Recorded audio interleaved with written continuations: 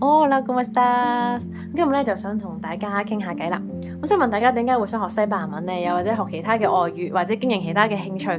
咁好多時候都係可能工作需要啦，學術需要啦，好想咧學一個語言咧去槓桿更加多嘅收入啦。咁亦都有朋友咧都會覺得去旅行嘅時候咧，希望可以用得着啦，希望聽得明西班牙文歌啦咁樣嘅。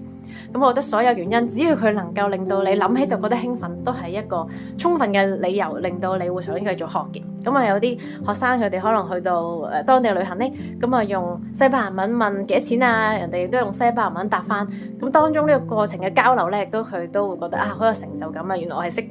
講到 at least 人哋聽得明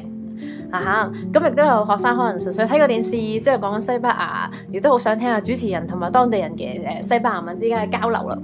咁亦都有學生咧，佢就去咗台灣擺市集嘅時候咧，見到隔離檔咧有人係用西班牙文去講緊嘢啦，咁就發現啊檔主咧係講西班牙文嘅人嚟嘅，咁佢就去同佢傾偈，咁發現咧原來呢種語言咧這麼近又那麼遠，原來自己曾經接觸過或者接觸緊嘅呢種語言咧，真係可以有一日咧係可以攞出嚟用嘅，而且呢種語言對佢嚟講唔再陌生，係一種好溫暖嘅感覺，呢個都係令到你自己覺得興奮，所以繼續學嘅一個非常好嘅 example。咁譬如我自己好多時候，如果我睇一本雜誌，譬如呢個講緊介紹緊西班牙嘅邊度最好食嘅 tapas，OK，咁我會想令到自己可以睇得明佢入邊嘅內容啦，因為係我好有興趣知道嘅呢個文化範疇嘅嘢，聽到就會覺得好想 non-stop 咁樣去追尋。所以我覺得咧，我哋追逐任何嘅即係學習任何嘅興趣，學任何嘅語言咧，我哋都可以令自己去放低呢個社會對於追求成就嘅呢一個 expectation。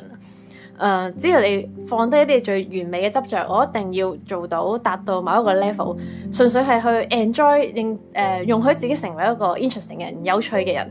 其實就已經係足夠令到你可以繼續學落去。所以